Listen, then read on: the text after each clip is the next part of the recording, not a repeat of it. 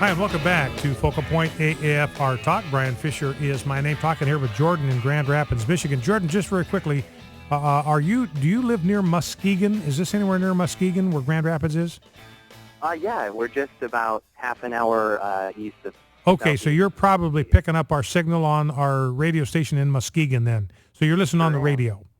Yeah, I listen to the AFR all the time. Okay, good enough. Okay, so you're saying that you're working with veterans, and you've worked with a couple that have been victims of, a couple of males that have been victims of sexual assault.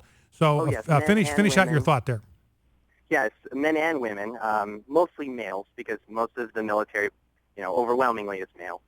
But just to kind of get directly to the point, the vast majority we're finding of sexual assault in the military is perpetuated by self-identifying heterosexual males, even if the instances of sexual assault are homosexual. Now, that being said, that doesn't Jordan, I got to tell you, that makes absolutely no sense to me. That does not compute to me in any logical way at all. And I'm actually with you. I think someone in yours or my position doesn't quite understand the social dynamics that happen in the military. But I mean, Jordan, by definition, I don't care how you self-identify. Right. I mean, you can self-identify as a conservative, but if you voted for Lyndon Johnson and Hubert Humphrey and Walter Mondale and whatever, and Bill Clinton and Barack Obama, you can call yourself a conservative all day long, but your actions indicate that you're not. And it would seem to me that somebody self-identifies as heterosexual, and yet they engage in homosexual behavior. I don't know how you call them a heterosexual any longer.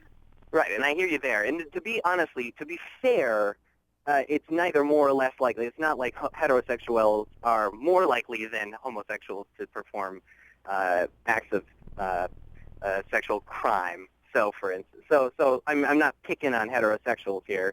But that being said, no, from what the data suggests, and really talking to these patients, both the people who have perpetuated the acts and the victims of, it's not so much the act of sex there, the act of sexual assault there isn't to achieve sexual gratification in the same way that you would with, say, a husband or a wife.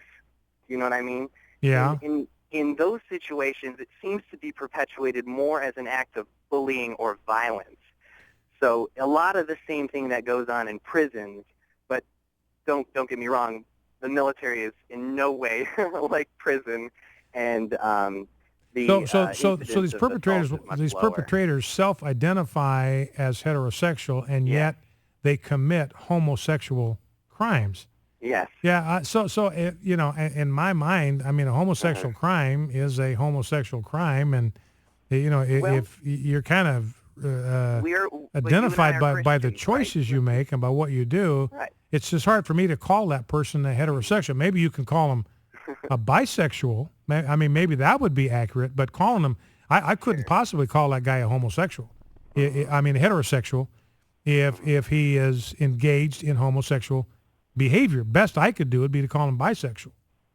Well, I mean, depending on how you choose to define those terms, absolutely, you're more than welcome to do that. But as far as sexual identity is concerned, and for instance, the people that actually commit these acts are people who, for 99% of their lives, go on to lead and seek romantic relationships with the opposite sex. They marry, they have children, et cetera, et cetera. They don't engage in any further homosexual behavior. So it doesn't seem to be related. I mean, I think what we're doing is we're confounding two different ways in which sex occurs. Mm-hmm. Yes, all right. I don't disagree with you that it's a homosexual act, but as far as them as a person and an identity, they're not identified as homosexual. Does that make any more sense? I mean, I hear what you're saying, Jordan. Yeah. To me, I'm still going to rack that up in the homosexual category because it's a male involved in sexual activity with another male. That, to me, by definition, is homosexual behavior. So I'm still going to put that one in the homosexual. Maybe it's just temporary. Behavior, Maybe they're just temporarily involved in homosexual behavior, but that's still, to me, a homosexual act. All right, Jordan, listen, I appreciate the perspective. Thank you for that. Let's go to David, Richmond, Virginia. David, welcome. What's on your mind? David, are you there? David, hello, Brian. I enjoy your show. Thank you very much, sir. Thank you, sir. I'm having a bit of a tough time hearing you. So get right up on your phone. Go ahead. Tell me what's on your mind. Okay, I have a couple quick questions. Can you hear me better now? Yeah, that's a little better. Thank you. Okay. I think Governor Christie does have aspirations for running in 2016, and I think he's going to vote on that. I think he's going to, that bill that's on his desk, I think he's going to vote like the left would, and I would not be a bit surprised if Governor Christie didn't run under the Democratic for 2016. You know, it's interesting, David. I appreciate your call. Thank you for that. You know, I understand Rush Limbaugh has come out and predicted that Chris Christie is going to be the Democratic candidate in 2016. So who knows? Stranger things have happened. And certainly we're going to get some kind of read on Chris Christie. I believe the fact that he's dithering around on this is all the indication we need that he's kind of sold out to the homosexual agenda, not a candidate that any social conservative is going to be able to support in 2016. Now let's grab clips 4 and 5, Rob, if we can. This is Chris Matthews talking about 2016 and who he thinks the candidate is going to be. Number to call, by the way, 888-589-8840. Here's Chris Matthews and his pick for the 2016 race. Let me finish tonight with this. I've been offering a prediction of late. Let me nail it down now. I believe the Republican Party is going to go hard right in 2016. It's going to run someone from the growing hard right wing of the party, something it hasn't done since 1980. My only response to that is yay. Going hard right. We haven't run a hard right candidate since 1980. Who did we run in 1980? Ronald Reagan. Yay. So here's one guy that's hoping that Chris Matthews is actually right, that the Republican Party is going to move right for its candidate in 2016. I think the chances of that are very good. I mean, we've seen with John McCain, we've seen with Mitt Romney what it means to run a candidate that's not conservative. And you lose. You lose every time you try that. So I think the base is just going to insist in 2016 on a conservative candidate. And I think the Republican Party elites, I think they're starting to get the picture from these town hall meetings. We had better run a candidate who's conservative in 2016, or these people are gone, and they are gone forever from the Republican Party. I mean, people have just had it now. You know, Mark Levin said, I've had it. I'm not going to be played for a sucker anymore. You try to give me Chris Christie in 2016, I'm not going to support him. I'm not going to get behind that whatsoever. All right, here is clip number 2, Chris Matthews on 2016. I believe that the Republican base will do the same in 2016. They put up with George Bush the first, put up with Bob Dole, were deeply disappointed with the big spending George W., and last year again by Mitt Romney, and are now going to come loaded for bear for the race for 2016. So I predict the hard right is going to take over the Republican Party in 2016, and the nomination is going to Rand Paul. You watch. This is what I do for a living. This is what I do for a living. So he's predicting Rand Paul because the Republican Party is going to go hard right. Now, I actually think, I do hope that the Republican Party will go hard right, not because I care about the Republican Party. It's because I care about conservative values. And the Democratic Party is certainly not going to represent and defend those values whatsoever. So the only hope we have of a political party that will defend conservative values is going to be in the Republican Party. So here's hoping, just as a social conservative, not speaking as a Republican, speaking as a social conservative, here's my hope that the Republican Party does, in fact, go hard right in 2016. But I think, you know, Rand Paul's actually going to have some problems with social conservatives. He may not be socially conservative enough for a lot of Republicans. Now, you've had this dust-up over the fact that CNN and NBC are going to run docudramas on Hillary Clinton, both of them. Going to run miniseries glamorizing Hillary Clinton. And Reince Priebus, who is the chairman of the Republican Party, and I say good for him, he's come out and said, look, if you're going to run these hagiographies on Hillary Clinton on your network, we're not going to debate on your network. We need impartial referees. You're clearly tipping your hand. No way in the world we're going to let you host one of our debates. And here's Aaron Burnett, clip 6. Aaron Burnett, CNN, talking to Reince Priebus about Reince Priebus's commitment not to put Republican candidates on a debate that's hosted by CNN if they run the Hillary Clinton miniseries. Let's listen.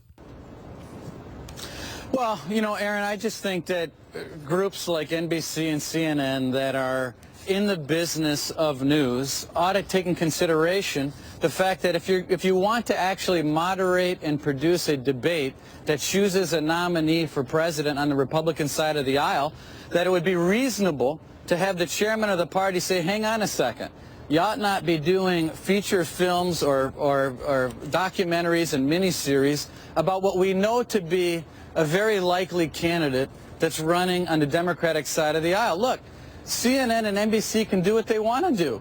That's their right.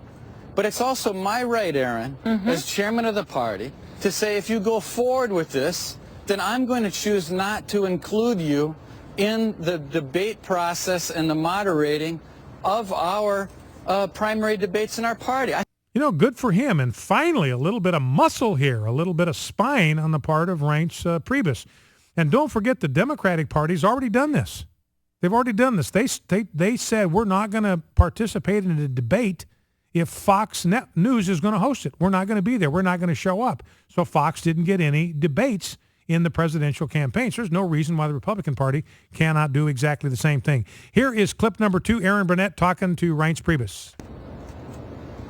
Well, look, there's plenty of people and groups out there that would love to host our debates. And the fact is, what you're showing here is making our case that we ought not have moderators that are in the business of making news at the expense of our party and our candidates moderate our debates. And moreover, we ought not have moderators and companies that are in the business of promoting a Democratic opponent 3 years before an election. So, I mean, you're making our case, which is, number one, NBC and CNN ought to halt their promotional movies of Hillary Clinton. Well, because you're saying that if we air anything on Hillary Clinton, fine. even if it's nasty, it's promoting her, but right? I don't have, it doesn't matter. It doesn't matter. The fact is, if your company is so interested in spending millions of dollars in promoting Hillary Clinton when they know darn well that Hillary Clinton and the people around her are gearing up for a presidential election, then that is a choice that as a news agency that's trying to be, or at least claims to be fair, ought to stop in their tracks and start to think about what the effects of that are. If you don't care, or if CNN doesn't care, that's fine, then I don't care either. We move on without CNN and we move on without NBC. It's pretty simple. Good for Reince Priebus. I say good for him. Finally, a little bit of testosterone from the chairman of the Republican Party. We'll be right back. Focal Point AFR Talk, 888-589-8840. 888-589-8840.